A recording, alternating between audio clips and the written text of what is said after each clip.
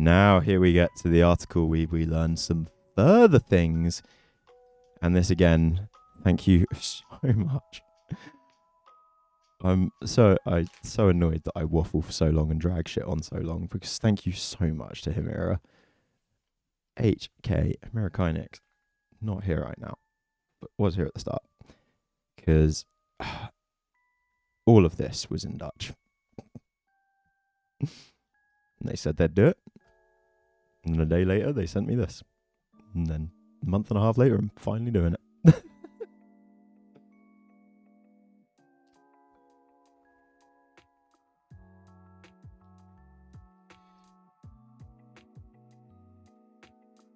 And again, the problem with this one, I found this article, but the auto-translate was shit. So I know they've gone through this and just cleaned it up for us so much. Just really cool of them. Really fucking cool of them. It's really cool. That's a great bit of work, that. Right. Hilly's therapist crossed the line for 20 years before she could say anything about it. Prominent emeritus professor of trauma therapy behaved transgressively towards his patient for 20 years. 3 years after the end of therapy, she filed a disciplinary case against him, and he was kicked out of his profession. This is the patient story. It's 2010 when Hilly receives an email from her psychotherapist. So often, when I think about you and hold you emotionally, I feel a sense of panic, he writes. Hilly lets the words sink in. Every day she receives emails from the man who gives her therapy in a mental health institution. In the more than 20 years of treatment, she received thousands of penetrating messages from him, or pervasive messages from him, endless variations. He tells her how special she is, how deeply she touches him, and how connected he feels to her. You are absolutely someone to me, who often writes. A good man, a good woman. A god man and a good woman. I express that in deep connection. Finally, you can speak. Welcome.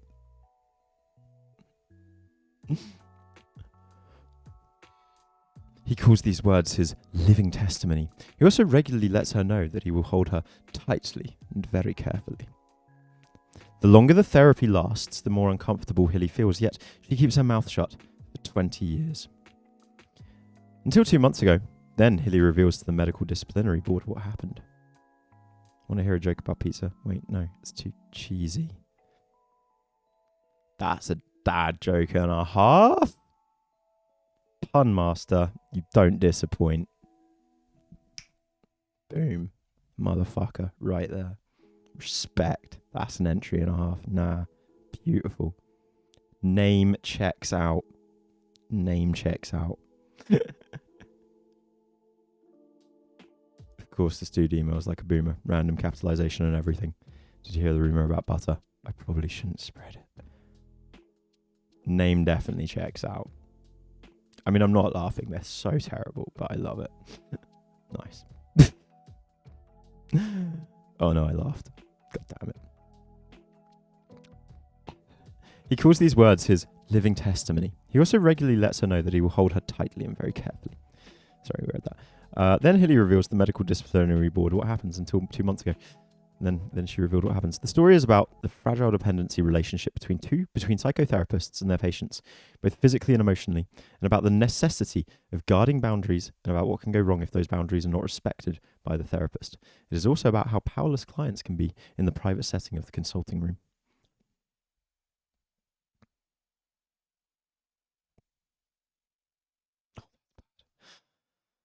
Psychotherapy takes place privately. Nobody is watching, while patients are vulnerable and often see the therapist as a confidant with whom they put all their emotions on the table. But how do you know as a patient what is not allowed in treatment? Who will believe you if things go wrong? No, I haven't seen the latest Nico Milana video. Remind me at the end of this. It'll be a nice break before we get to more. That means you can't go at 12. You're not allowed. Especially if you're struggling with complex problems yourself.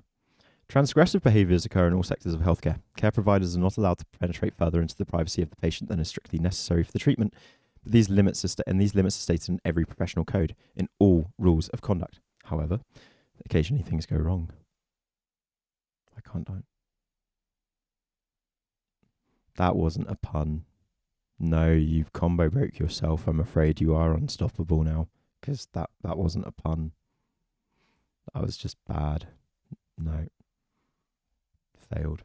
Yeah, they can't dance because they're fossils. That's a pun. That's a pun. They can't dance because they're fossils, which is a play on word for what we call old people. Pun master, you do disappoint. Failed. I'm sorry. You played yourself.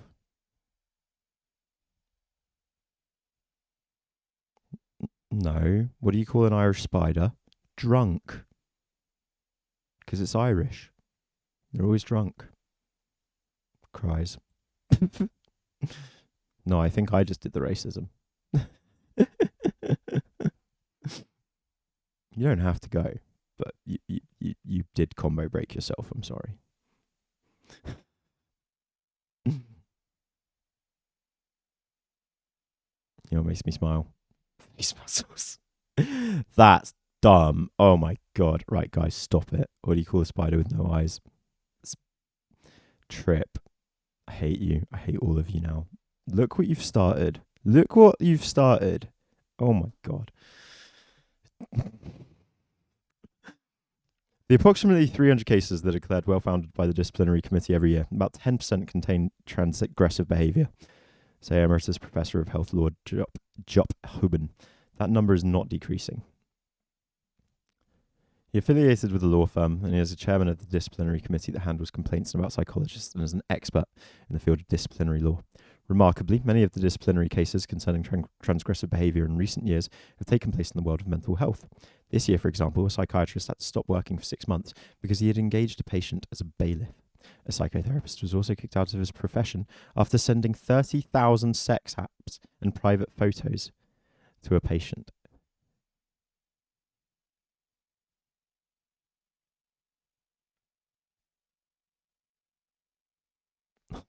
What did one corpse say to the other? Nothing. It was dead. Do you like cheesy jokes? Are you lactose intolerant? You said, oh, fuck, that one works.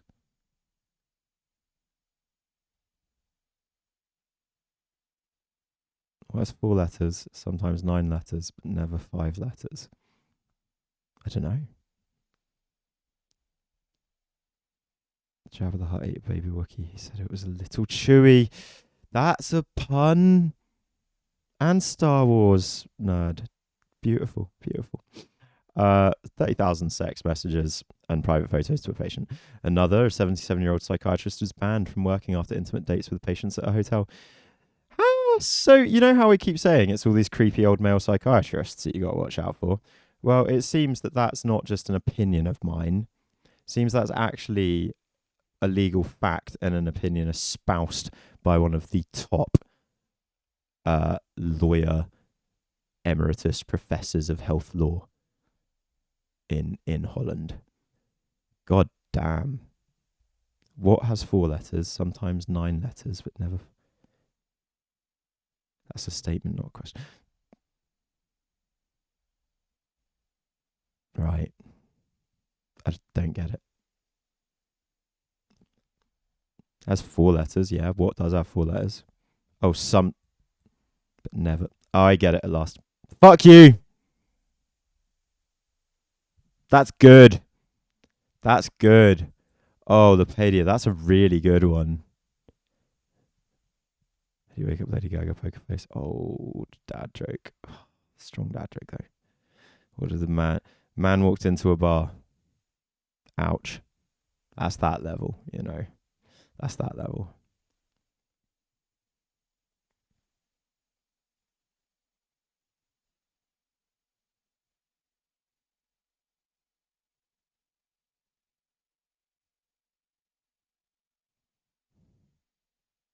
All right. How about this one?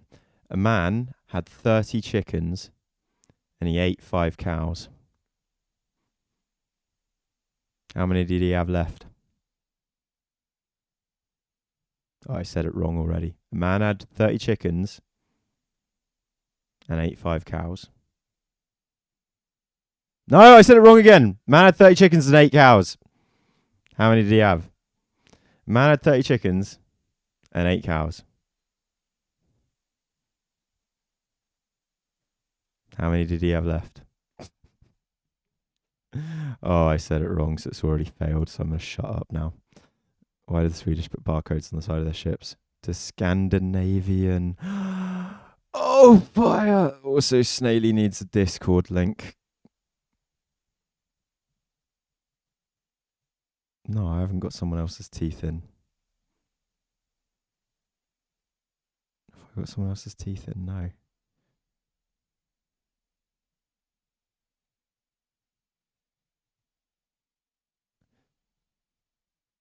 Oh, you got the link. Did the link work? Because apparently the link hasn't been working lately.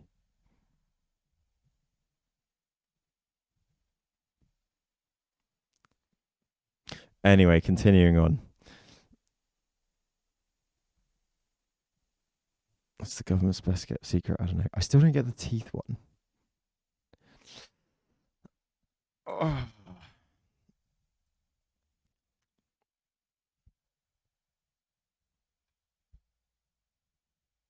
Fucking one sec. One sec. We're having a super fast segue.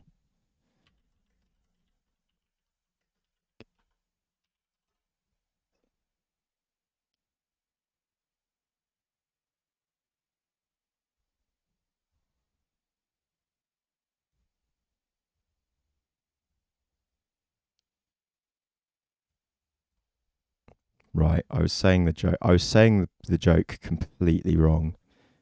I was saying it completely wrong. That's why I couldn't do it. Right.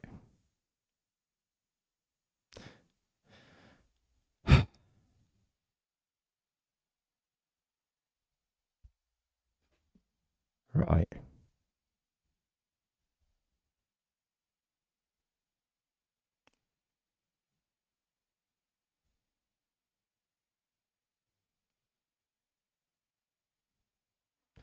The riddle is there are 30 cows on a farm and 28 chickens.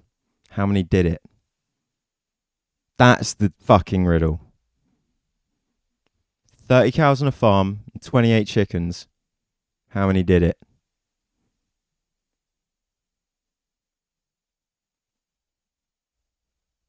That's the fucking riddle. No. Wrong.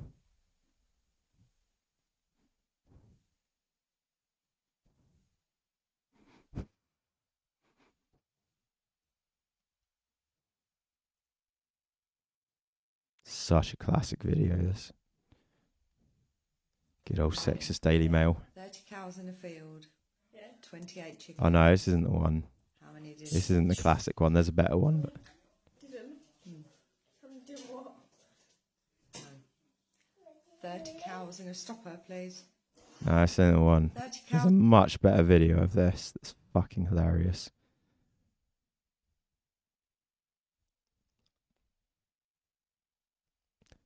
Anyway, there are 30 cows and 28 chickens. How many didn't?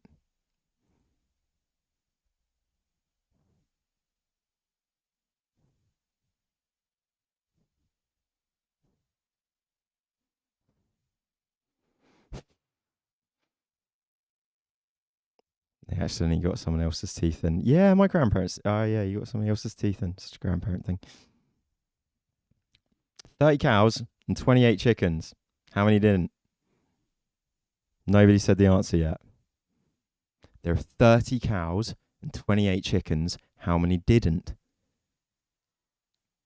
38 cows, 28 chickens. How many did not?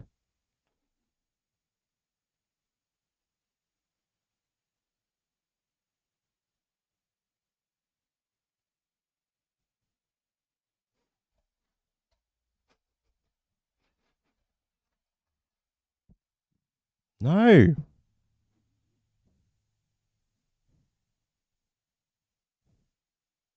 It's not two. Two's the wrong answer. Ah, there she goes. Exactly. Right. All of you. I see it's such an annoying one, right? And now you're like, oh my God, we're all thick. Oh my God. Did you, Sterling? Did you? Didn't know cows are carnivores. Yes, you did. You did. I'll say it extra slow. There are 30 cows, 20 pause, 8 ATE, not the number 8. 20 the number, 8 chickens. How many did not?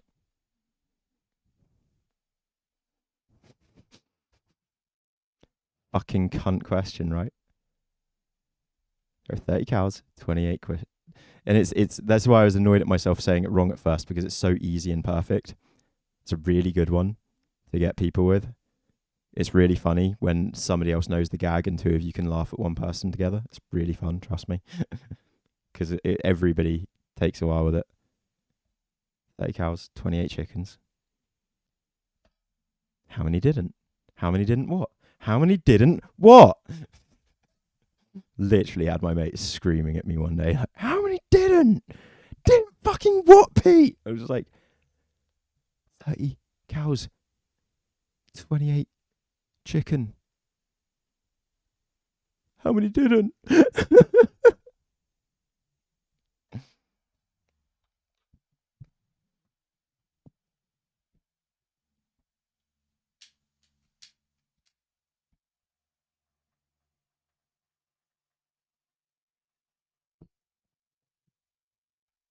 All right.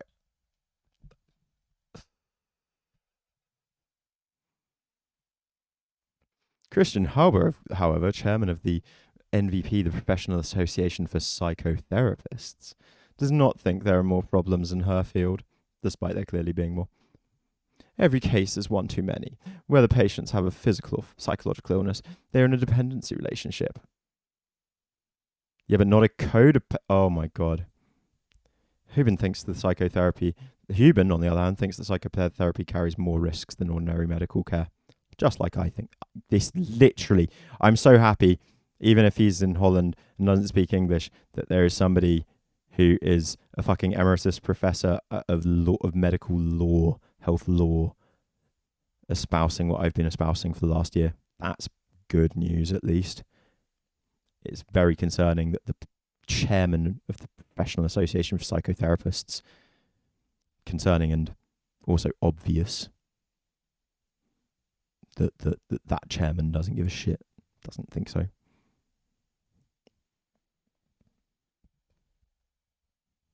That's bad.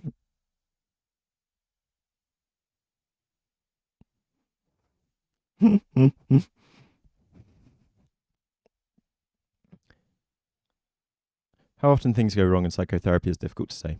Few stories come out. How difficult it is to talk about what is shown by it is shown by the fact that it has taken Hilly 20 years to tell what happened to her. She tells her story in her sister's bright, high living room in Amsterdam. Her therapist was an emeritus professor, is an emeritus professor at Utrecht University, specialising in chronic traumatization. Or was. He is now 78, but still a scientist who enjoys worldwide fame. He does. Onno van der Hart does enjoy worldwide fame. He is one of the founders of the Dutch treatment methods for patients with dissociation, a phenomenon that occurs in people with traumatic experiences.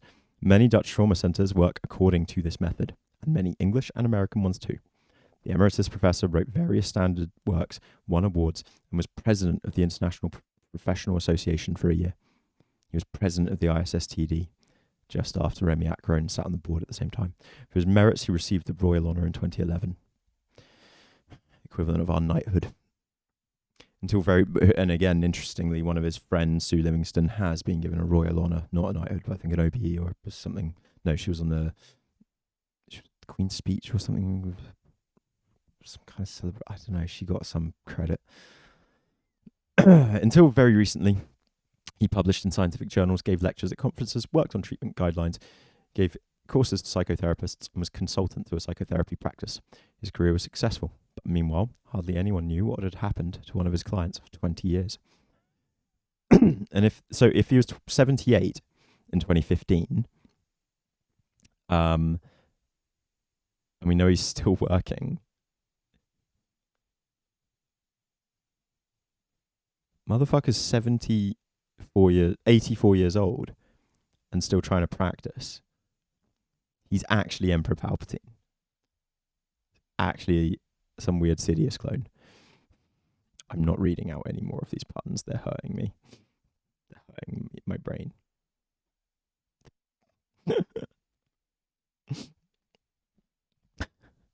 Until, yeah. But meanwhile, hardly anyone knew what had happened to one of his clients for 20 years. When the Volkskrant contacted Hilly, she hesitated. She doesn't want to harm her therapist unnecessarily. She does want to make clear how easy it is in mental health care to hide misconduct. Why does she not want to harm him? Night, Clary. Enjoy the luck. The mental health sector is closed, she says. My therapist was an internationally renowned professor. She's still... This is the thing, and I found this with Jess as well. While she would never praise any of these people again, it's not like she's... The one thing she hasn't done, that's the 1% where I've been like, oh, I wish you'd done this one thing. But I also understand why she hasn't, because I think it's better for her to get the fuck out of the whole DID community anyway. But the one thing I would have loved to see her do earlier in the year maybe was make a video speaking out against some of these people. But I understand why she didn't. I will say that for her too. I do understand why she didn't. And it's because of what this person here is saying too. Right? And what Jess started experiencing when she started talking about fusion. Backlash from your supposed supporters. The mental health sector is closed. My therapist was an internationally renowned professor. People were impressed by him. Who dares to doubt him? To me, it's like everyone was holding each other's hands over their heads. My God! Why did I not read this longer ago? Most of the colleagues, he asked, assumed that it was my fault that the treatment did not work, that I was too complex. It never occurred to them that he might be making mistakes. It never occurs to anybody that maybe the whole thing that he's written is bullshit because it's based off this treatment. Nobody asked me, what do you think is going on? It doesn't even occur to her that she's still unable and doesn't want to harm his reputation or career, even though she knows he's bad, because she's actually she's scared of him. She's literally scared of this man still to this day, is what I read from that.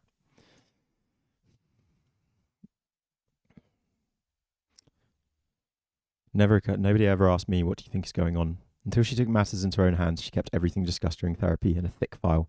Her complaint has been meticulously documented. Hilly is an intelligent woman. She worked as a nurse and a college teacher for many years. She was sent abroad for Doctors Without Borders. She was a nurse with Doctors Without Borders. Played sports at a high level. She currently still plays piano. Her childhood was traumatic. She was still a child when two younger brothers died, one from pneumonia and the other from a tractor accident. Her father died when she was only 16, and later her older sister. In the strict religious family that she was raised in, it was hardly talked about. As a young girl, she also had a traumatic experience. At the age of 8, she was sexually abused by a 20-year-old neighbour. Her family saw her as a cheerful and energetic girl, but inside she felt different, insecure and anxious. An intelligent, high-achieving, incredible person. Controlled, brought down, and destroyed for 20 years. By a sadistic pervert who's regarded as a hero and a font of knowledge by people around the world.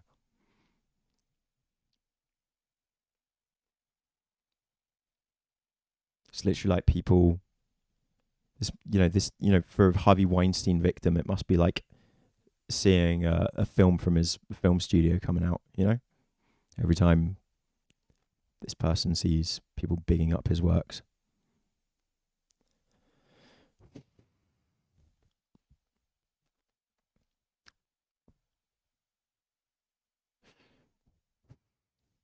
She is 43 when she seeks help from the mental health services. She has complaints as a result of her traumas. Her family saw her as cheerful and energetic, but inside she felt different, insecure, anxious, as if her outside just lived on while the inside world didn't match. 43 when she seeks help from mental health services. She has complaints as a result of her traumas. How do you remove a penis from a wine bottle? Thanks in advance. Right, that was a good place to end it with the puns. Definitely, that was a highlight with the jokes. That was a good place, but yeah. When she ends up with the professor, she is initially grateful. He speaks a language, and she thinks she's with the right person. You see, he sounds right.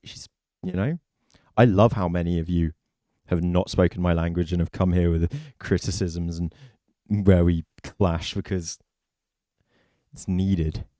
And even those of you who have great similarities to me still end up saying, nah, Pete, you're wrong on that all the fucking time, and it's great.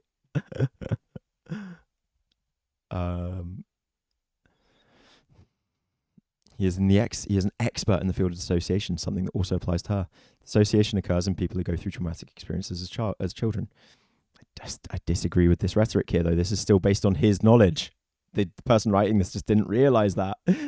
Whereas that's based on Piaget. But again, it's all theory. It's still from Theory of Dissociation by Piaget, which was not theory but hypothesis, as I further say, which is why depersonalization and derealization is still better terminology to use.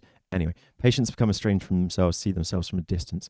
This can go as far as that they can hardly remember certain things because they no longer get in touch with different sides of themselves. But gradually she gets that feeling. The thing is, you've written 8-9 lines of text without pausing for a single nanosecond to reflect on how pant-wettingly stupid you sound. Not are, but sound. Too good.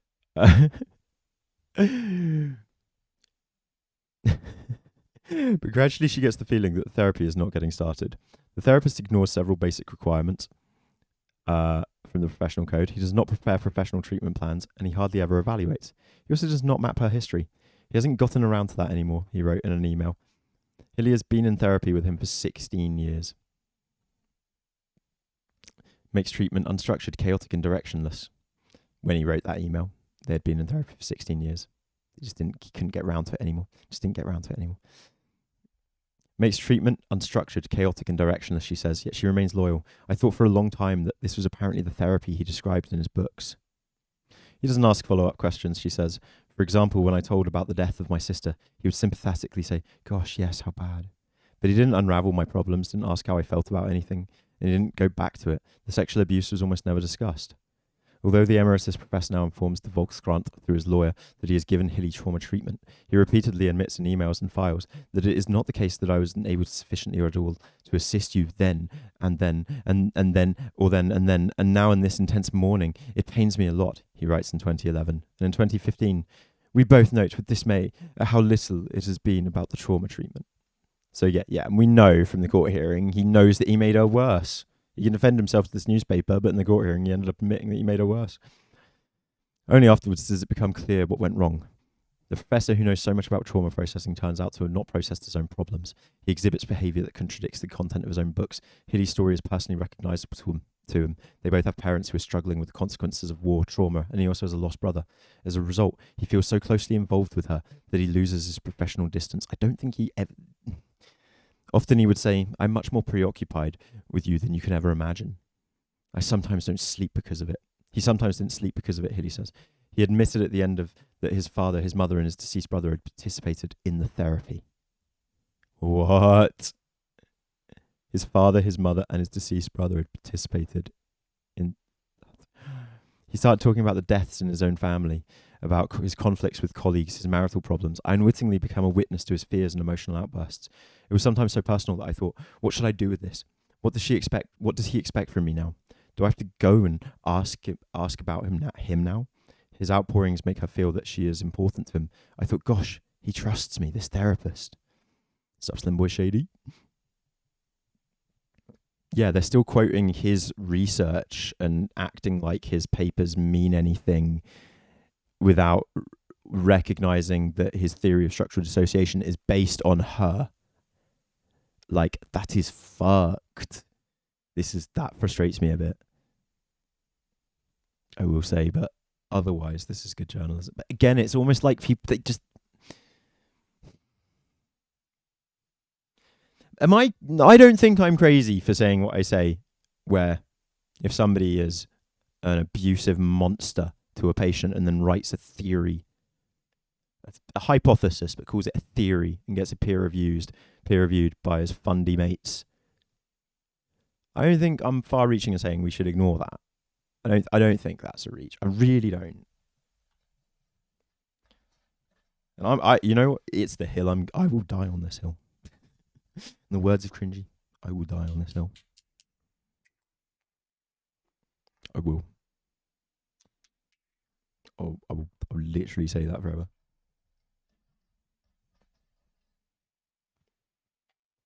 Because literally, just, ugh. He tried to solve his problems through me, but as a care provider, you have to recognise that in yourself, especially if you're a professor in trauma treatment, write books about it, and speak at conferences. For 10 years, he sent out emails almost daily in which he hardly keeps his distance. Know that in my literal distress, also tonight, I sympathise in yours, in your deep, intense need, he writes, for example. Yeah, he was full-blown, like, emotionally fapping off in these emails to this. He was emotionally cheating on her with his wife, cheating on his wife with her for a very long time without her knowing or her consent, really. Her understanding of what was going on. It's disgusting. In numerous variants, he also states that she is terribly traumatized. Without asking me how I felt about that, Hilly says, he kept letting me know that he thought I was suffering so much, but it made me feel worse and worse. He also said that the treatment worked for others, but not for me. So I thought, I'm just not a good patient, it's just me. I have to work even harder. Yeah, he made her codependent by making her feel bad when he could fix everyone else whilst not realising that he was just fucking with her. That's what I started doing. I started coming up with all kinds of solutions for the therapy. At times, the therapist is dominant and defensive. At other times, very involved. Something that confuses her.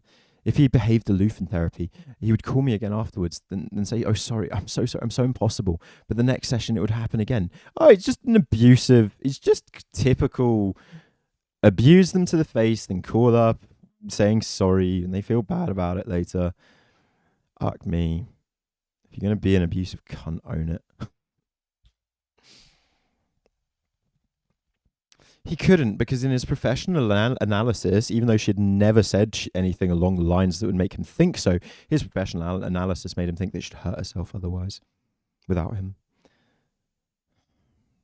She didn't even say she was ever suicidal or anything like that to him. In fact, she had a good job. She was thriving. She just had some difficulties that she thought came down to her trauma, and she wanted some trauma therapy. It ended up ruining her life.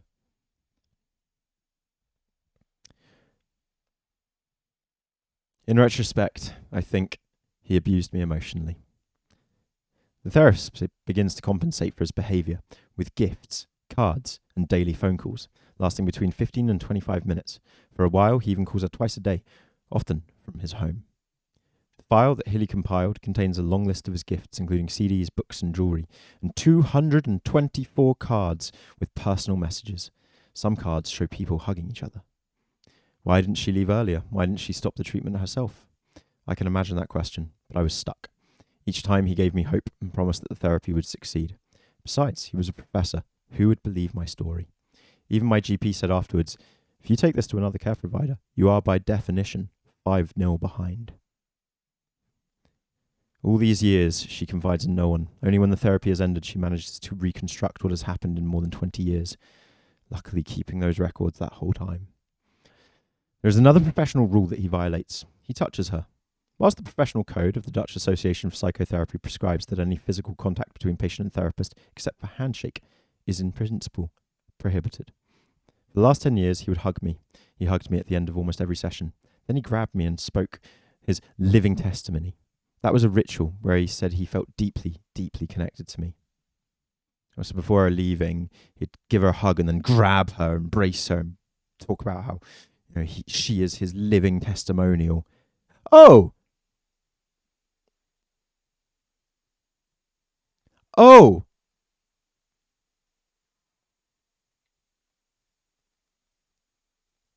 Now this could be, again, some... Do you read that the way is that him... Do you read that as him unloading on her, speaking a living testimony, or do you read that as him saying to her that she was his living testimony?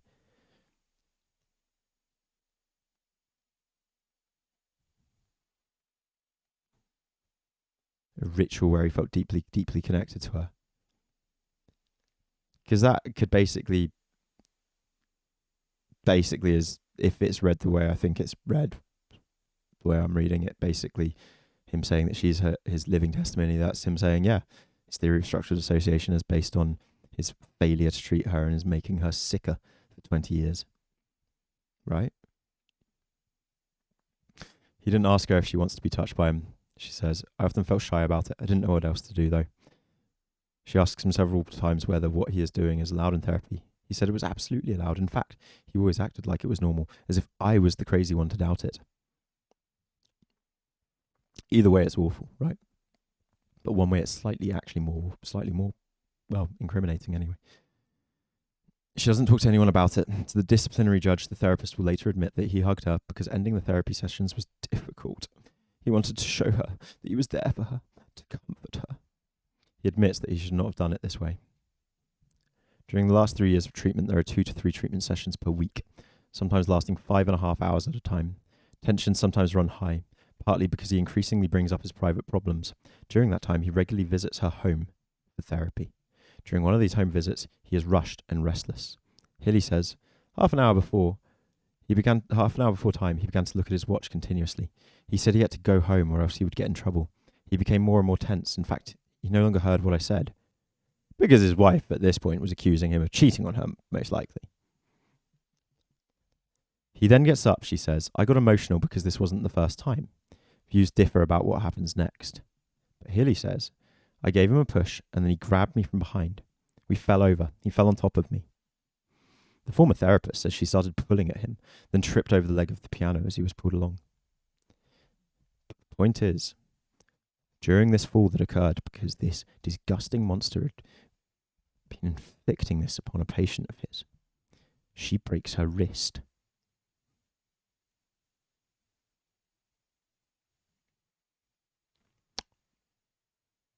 That afternoon, after he breaks her wrist, she is left alone in the hospital. Because, he's got a wife to be home for.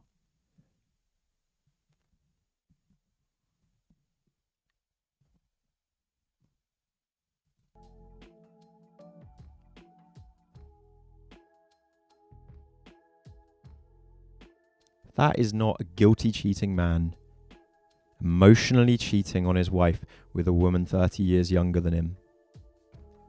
I don't know what else is.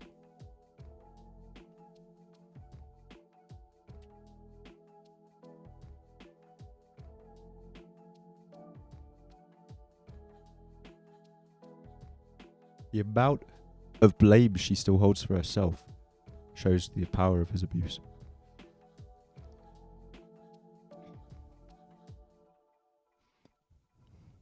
I am, of course, very painfully and sadly aware of your wrist, he emails her, broken in response to my intolerable expressions. Broken in response. It's like when a woman headbutts her partner's fist, and their eye bruises in response to them headbutting their partner's fist. They just shouldn't have headbutted their partner's fist and given themselves a black eye.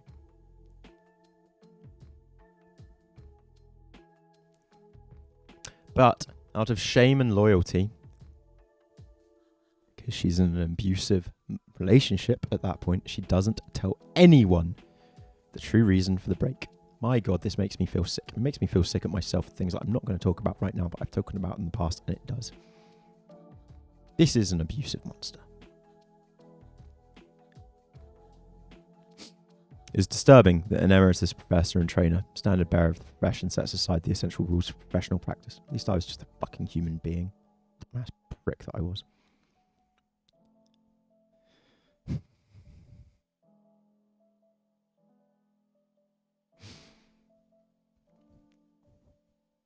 I can hate myself for it. How can a fucking monster like this still be proud of? He's proud of himself. That's why he still sells his books. Considers himself a worldwide expert.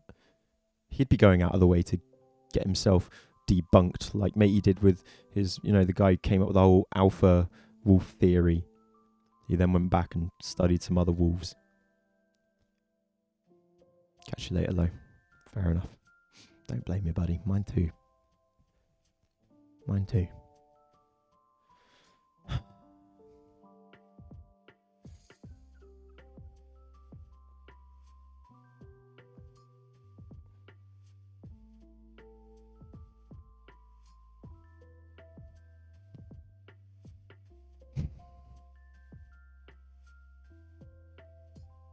Guarantee you, as other former patients would have stories too, and they're probably too scared to talk up. Jope Huben, our wonderful, virtual hugs. Our wonderful law expert professor says, who studied the ruling, says the therapist has lost all professional standards and has taken advantage of the patient's vulnerability, as we said. He sought a vulnerable patient and took advantage of her. And this is why I say no decision that she could have made in that time that fucking court hearing actually turned down. You know, none of those decisions she was making. She was clearly in a state of fear and cult-like loyalty. His little cult of one, fucking monster. Just an abusive, codependent monster. Hubban teaches trainee doctors who, by the nature of their work, penetrate the intimacy of patients, such as gynecologists and psychiatrists. It is not surprising that your own feelings are also discussed in your work, but you have to learn to keep an appropriate distance. Psychotherapists in training learn a lot about transference and countertransference, as are called the feelings that can play back and forth in a treatment relationship. Here we go. You are one-on-one. That can make you lonely and vulnerable, says Chairman Christian Hauber, the corrupt chairman. She's a piece of shit, remember. How do you maintain your professional distance? What are the moments when you risk losing it? You have to maintain that knowledge. You're not ready after your training. There are various ways to keep each other on their toes, says Hauber. Psychotherapists are obliged to consult, and she's a piece of shit, and even she gets this. She denies that there's a problem with psychotherapists, even though the majority of cases are emerging in the psychotherapy field in Holland. She denies there's an issue with the thing she oversees as the chairman, but even she can acknowledge this, right? So, woo! Psychotherapists are obliged to consult with colleagues about their treatments through intervision and supervision. We work alone, but in that way, we still work together. But that system stands or falls with the sincerity of the therapist. And thus, when you have therapists like Sinerson who brag about the fact that they wouldn't, when they're talking to a bunch of people that could potentially be paedophiles, they brag about the fact that they don't do that they don't put these measures into practice in their practice, in their therapy. She's sincerely evil. The rules of conduct for therapists may be clear, but do patients know exactly where they stand, what is allowed and what is not allowed during therapy? How do you know if you have a treatment plan and what it contains? Where can you go with a complaint? Issues I've discovered. You go to them with a complaint and they happen to delete your records. Lose your records. We're happy to assist them and advise them on what steps they can take, but we realise that we can do even more to protect patients. There is still ground to be gained. If people read what they can expect from a treatment before going into therapy, it may help prevent some problems. Yeah, read the Professional Association provided information in layman's terms about psychotherapy. Yes. The site of the Dutchies. The therapist himself has been aware for years that he is in the wrong, according to the file.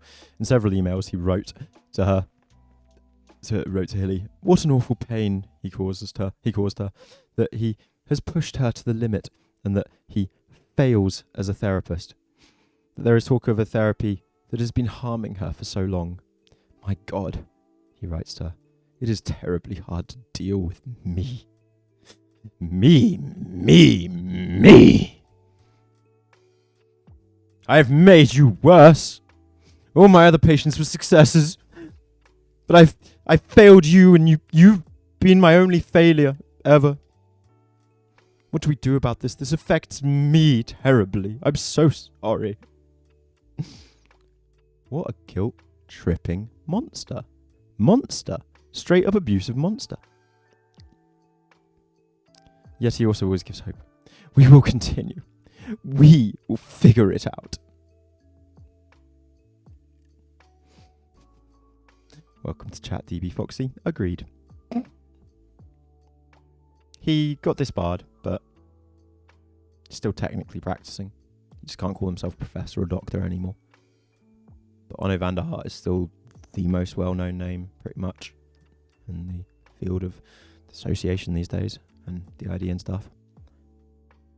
In terms of medical literature, the majority of the DSM-5's treatment of DID comes from this man.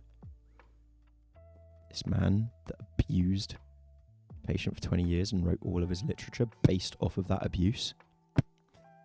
It's great. Fucking great.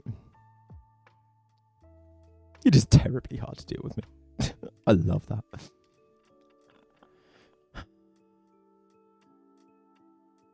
We'll figure it out. He asks several colleagues for advice because he notices that he's not able to make treatment go well. Some advise him to stop, but he doesn't. Yeah, imagine fishing for compliments as well, right? I know, fucking patience. It's incredible. For the last 4 years, he has asked a psychiatrist to attend the sessions. Only after a while does he realise what is really going on. I gradually found out. Oh, wait. Only after a while. Does Hilly? I gradually found out that he kept a lot from me. The psychiatrist. Oh, no, yeah, the psychiatrist. Right. Cool. Okay. I gradually found out that he kept a lot from me. The psychiatrist told the disciplinary board. Oh, they didn't mention this extra psychiatrist in that other one we read. That's interesting. That's how he hid the emails, the phone calls, and the hugs. Her gaze slowly changes. During the sessions with the psychiatrist, her therapist is sometimes anxious and stressed, Hilly says. He pulled his hair or stamped on the ground. It's because there was a real medical professional there. He knew his grift was going to come to an end. In 2015, he becomes ill, and he breaks off treatment from one moment to the next by email. He has had a number of concluding conversations and hands her over to the GP. In a tape recording of one of the last therapy sessions, he says he made the mistake of making her, I made you way too dependent on me. The goal of a therapist should be to make their patient interdependent. To encourage any form of dependency, or which means codependency, because there shouldn't be dependency. You should never feel dependent on your therapist.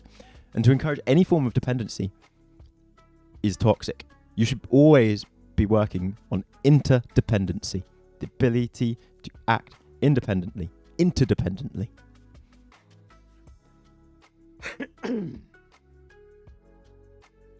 He's a monster.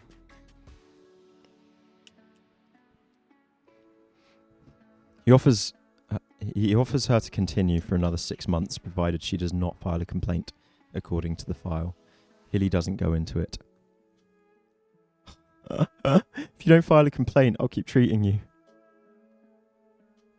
What? What? The narcissist, the monster. On a Friday afternoon in October 2019, Hilly sees a therapist again for the first time in an Amsterdam courtroom. Okay, right, no, so this is from 2019, this stuff, okay. After years of preparation, she filed a disciplinary action. She does not have a lawyer. She is assisted by her sister and a good friend. God damn it. God. So she won and got him disbarred without a lawyer. If she'd had a lawyer, for fuck's sake.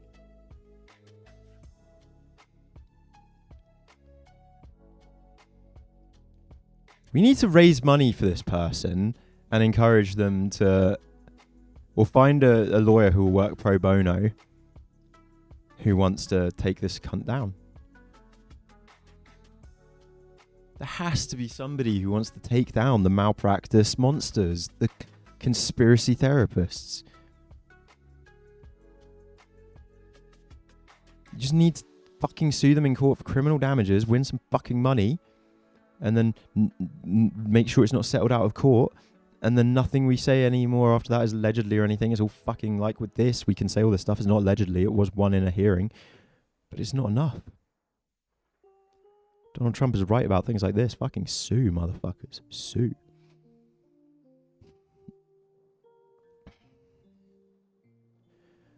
The disciplinary committee questions gradually revealed growing bewilderment about a treatment that lasted 20 years and led nowhere, about emails, telephone calls and touching, his own problems that ultimately dominated the treatment. What possessed him? The disciplinary judge. The words you use in your emails. I'm with you. I'm holding you. That struck me as unusual therapist languages. That's not how we learned it. That's not what I expressed to others either. But she was abandoned, very young. My message was, I'm here. The disciplinary judge. And the lady responded well to that. I don't dare to answer that. Such a narcissist. During the hearing, he says that treatment relationship has ended up in a complex knot and that every attempt to get out of it failed. I wanted to help her with all my might. Or he wanted to help her with all his might, says his lawyer. He had a lawyer, but he was unable to prevent the treatment relationship from derailing. According to the lawyer, this is certainly not characteristic of how he has treated other patients. Right. Disciplinary judge. Do I really have to understand that it took you 21 years to stop? You always use the word we. You say we should have made agreements, but you are responsible for that as a therapist, aren't you? There were times when I thought I can't make it, but there were also periods when I did see perspective. We just couldn't figure it out. Yeah, but who is responsible for that? It always seems like you're pushing it off. It is my responsibility. I failed in that. I feel like the dramatic voice is apt. I feel like he probably does speak like this. Got no way to disprove it. He himself says that he got confused. A problem has hit me too hard, or my personal weaknesses. Hilly calls his regret unbelievable. There's simply no excuse here. He was well aware what he was doing, that he was doing something wrong. Why did he delete all those emails he sent to me immediately after sending them? Why did he ask me to store his emails in a way that they could not be found? Why did he keep a shadow file on me? Why was the psychiatrist not allowed to know that he was hugging me?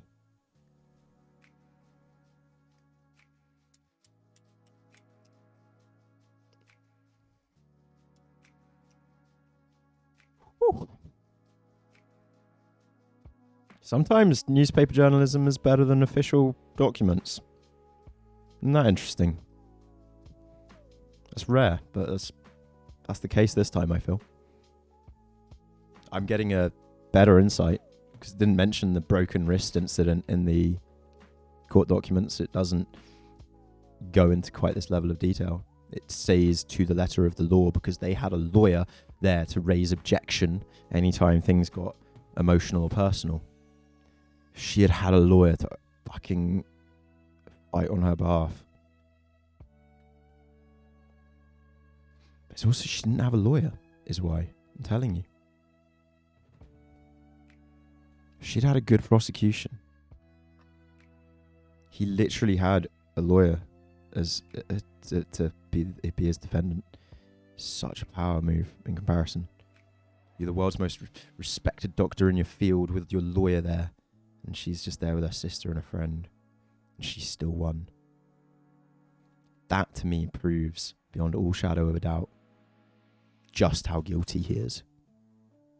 And one of the most respected doctors in his field, with his lawyer, can lose to a woman and her sister and a mate. Fuck me.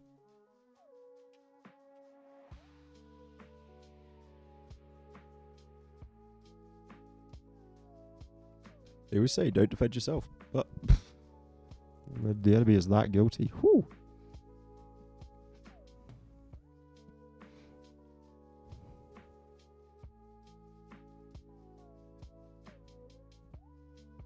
The verdict follows 5 weeks later. It's devastating. Almost all complaints are justified.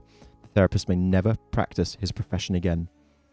But he still apparently is. So I need to look into that to find out if that's true or not. He has already had himself deregistered from the professional register, but is never allowed to re-register by the disciplinary committee. To my knowledge, that has actually never happened to a professor in the Netherlands, says the disciplinary expert Hubben. That's how bad he is, guys. And yet his book is literally a one-off monster in an entire history of a nation. He is a one-of-a-kind monster. Again, these are legal hearings, disciplinary hearings, but they can't impose upon you legal sanctions. They can only impose upon you sanctions such as losing your medical license and stuff. There needs to be criminal charges in this case. I truly believe that so much. And before it gets out the statute of limitations, whatever that happens to be in the Netherlands, is very important, I feel. God.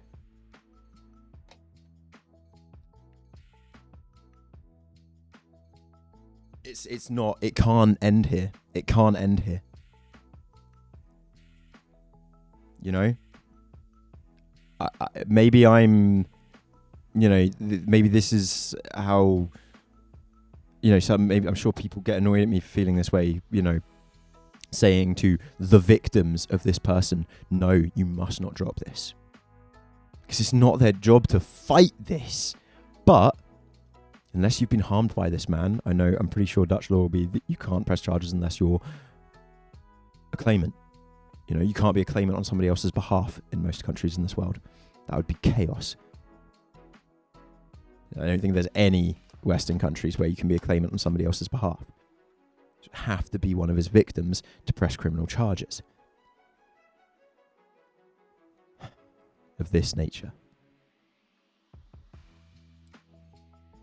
Which means that requires, as shitty as this sounds, begging his victims to keep fighting.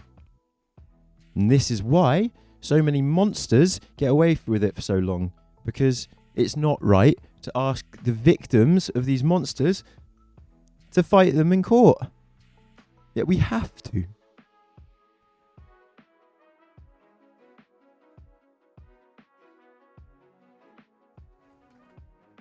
And if it doesn't, you know, any emotional appeal to the heart that you can give them could equally be seen as guilt tripping. You know? Think of the other women that are going to get hurt thanks to this. What a horrible thing to say to that person. I couldn't say that to the person. Like, no way. You're fucking shot. But there is literally zero that anyone can do other than talking about this shit that involves legal action that is not a victim of his. That's fucking shit. It's how these fucking rapist, paedophile, molester, abusive monsters get away with it. For their entire lives, never face any time. Because it literally requires incredibly brave people being willing to put themselves through the literal hell of trying to prove that they were hurt. And she's already had to do that once. She's literally already had to do that once with this disciplinary. Right? So to ask them to go through that again. But with this, it isn't even theory or hearsay. It's proven, yet we're still not the one that's been damaged, right? So it's so absurd. It drives me up the wall, truly.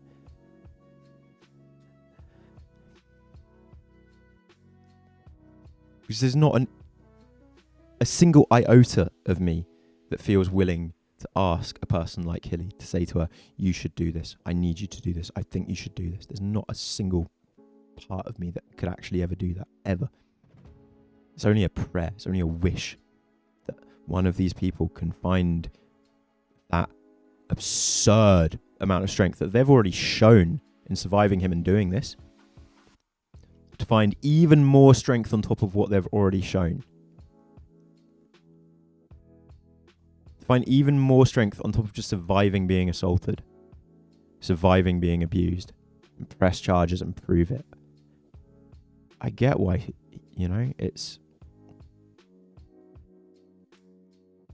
You can't ask someone that. You can't. You can't make it their responsibility. We live in a culture where it is the victim's responsibility to defend themselves. You're not actually allowed to defend the weak. You're not allowed to defend those that have been hurt and victimized in this world, lest you become the criminal. And that's right, but my God, in these situations, it's fucking annoying. But like, how would you do it? You know, say with rapes and stuff. Say we were to make it so that rape is a crime that anyone can report and it doesn't require the victim to press charges. Well, proving it. How are you going to prove it if the victim doesn't want to cooperate? What, you're going to now force the victim to cooperate? That sounds pretty fucking cruel. Forcing rape victims to... What? You're going to make them undergo vaginal examinations next? Anal cavity searches? That's literally where slippery slope it's literal slippery slope argument incoming here. Sorry, but that is where that leads. As is historically proven in other countries around the world and other times and places throughout history. Fuck it, everyone on the right loves making slippery slope arguments. I'm allowed to make one a week, right?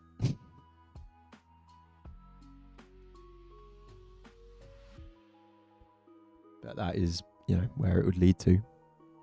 You make it so that other people can bring forward accusations of rape that aren't the victims, and then you make it so that then nothing ever gets done of it, except loads of wasted time and failed lawsuits because the victims never want to cooperate.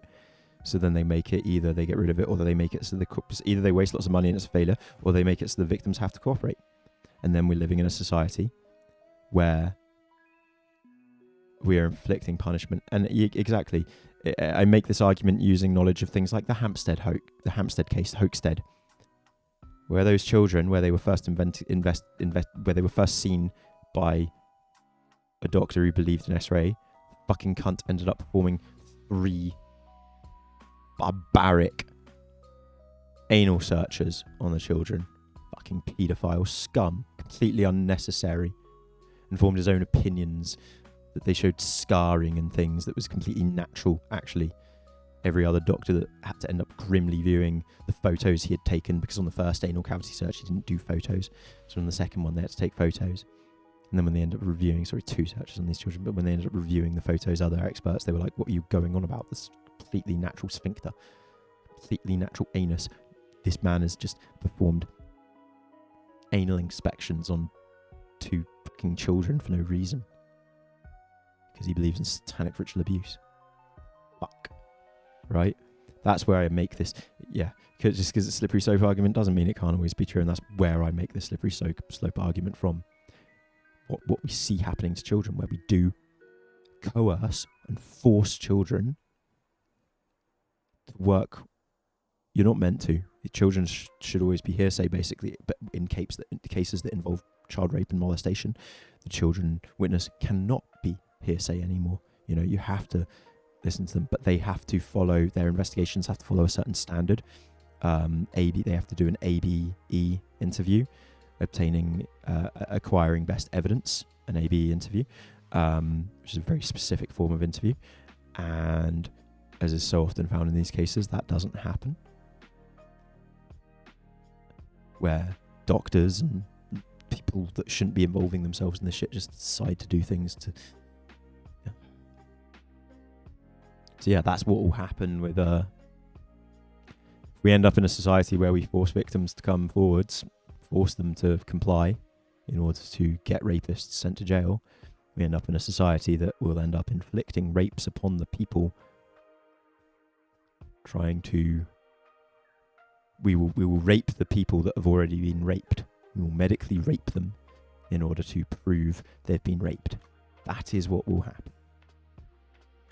That's the slippery slope argument I make on that subject of forcing victims to come forward. Because I hate victim blaming culture, and you see so much why they should just come forward. They should just come forward and prove it. So little ever get anywhere. So hard to prove. And they don't want to because of this fucking language.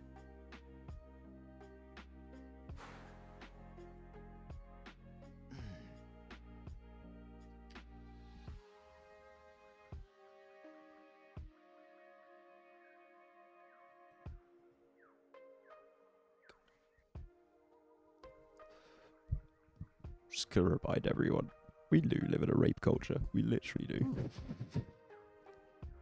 The fact that this shit can happen, and this fucking monster isn't in jail. We live in a rape culture. Doesn't matter if she wasn't raped. We still live in a rape culture. It's all intrinsically linked. The dehumanization of women by men, constantly.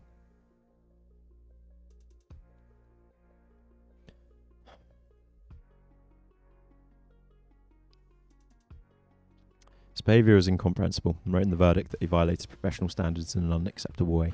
According to the Commission, there are significant and completely unacceptable deviations. He is heavily blamed for continuing treatment for years, knowing from the outset that this maintained and even amplified her suffering, and it was harmful. Because the therapist was a trainer for many years, the disciplinary committee writes his behaviour is all the more concerning, not cramped. The measure of the disciplinary court is a harsh judgment on the craftsmanship of the now 78-year-old former therapist. I am stunned, said Kirsten Hauber, chairman of the MVP. This behaviour has continued for so long while we have made such clear agreements with the profession. It is admirable that this woman has sounded the alarm despite a dependent relationship. It takes courage. It's not just admirable, the woman's a fucking hero. He presented himself as an international expert along, but I lost 20 years of my life. Didn't I say that feeling would come out of this? Therapist's response through his attorney. The therapist informs that he cannot respond in detail because of his professional secrecy.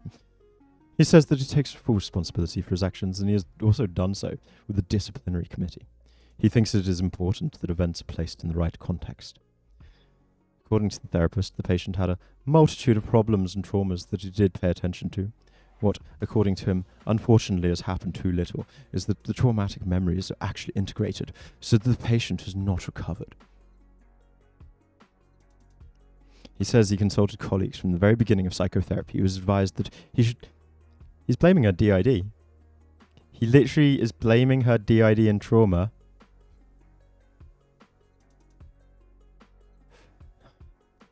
That he should set more limits on the patient and the multitude of issues she raised and distance himself more from her. He was advised. Therapist takes that he has made several attempts to follow these advices and to limit or terminate the treatment relationship, but has not succeeded. He says he was too eager to help. I was too horny, too concerned and too compassionate. I was too concerned, too compassionate for my own good and her good. I continued to see slight progress, which motivated me to continue with the treatment. Except you knew... Wait, that counters what you were saying, though. I've always had the right intentions, and I never wanted to harm her. But if your intentions were right, you'd have stopped treatment when your colleagues told you to stop treatment. The suffering of the patient still affects me, but I have also suffered from the events. Unfortunately, I cannot reverse those events. Oh, boo! Oh, no! Wow. Phenomenal. Right. That is who Onno van der Haar is. Next, we need to read some of the theory of structural dissociation so we can finally understand it. I think I'm going to leave that one tomorrow. We've been streaming 6 hours, which isn't the longest I ever stream, but I'm hungry. I want to pee and poo. Might be back later, but I might try and take my meds and go to bed at a sensible time. You know, that would be a good idea too.